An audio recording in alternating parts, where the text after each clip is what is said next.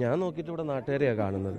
ഞാൻ അതിനെപ്പറ്റി അന്ന് പറഞ്ഞിട്ടുണ്ട്. ഇപ്പം അവർ ഗവൺമെൻറ് തലത്തിൽ നിന്ന് ഏറ്റെടുത്തതുപോലെ സ്ഥലത്തിന് ഏറ്റെടുക്കുമ്പോഴുള്ള ഒരു ആനുകൂല്യമോ അല്ലെങ്കിൽ ചട്ടങ്ങളിലെ ഇളവോ ഒന്നും ഞങ്ങൾക്ക് ആർക്കും ലഭിച്ചിട്ടില്ല. ഒരു ഭൂമി എങ്ങനെയാണോ വയനാട് പോലൊരു സ്ഥലത്ത് കൈമാറ്റം ചെയ്യുമ്പോൾ ഉണ്ടാകുന്ന എല്ലാ സാങ്കേതിക തടസ്സങ്ങളെയും നേരിട്ടിട്ടാണ് ഈ ഭൂമിയിലേക്ക് ഞങ്ങൾ എത്തിയിട്ടുള്ളത്.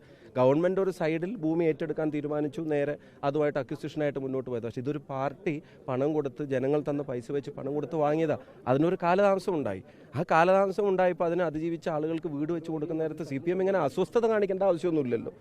അങ്ങനെ ഒരു അതിനെന്തിനാ കുറച്ച് വൈകി, പക്ഷെ അത് ചെയ്ത് കൊടുക്കുമ്പോൾ പിന്നെ അതിനകത്തൊരു അസ്വസ്ഥത എന്താ?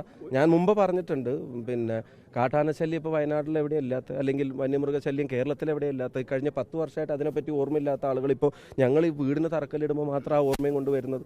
ഇവിടെ തന്നെ എത്ര ആൾക്കാർ മരിച്ചു വീണു. അപ്പോഴൊന്നും ഈ വന്യമൃഗശല്യത്തിൻ്റെ പ്രശ്നങ്ങൾ അവർക്ക് അറിയില്ലായിരുന്നു. ടൗണിൽ വരെ പുലികൾ ഇറങ്ങുന്നു, മൃഗങ്ങൾ ഇറങ്ങുന്ന ടൗൺഷിപ്പിൽ ഇറങ്ങിയതിൻ്റെ വാർത്തകൾ വരുന്നു. അപ്പോൾ പിന്നെ വയനാട്ടിൽ എവിടെയും വീട് വെക്കാൻ പറ്റില്ലോ. അങ്ങനെയാണെങ്കിൽ ഞങ്ങൾ പറയുന്നത് ഇത് ഞങ്ങളൊന്ന് പൂർത്തീകരിച്ചോട്ടെ.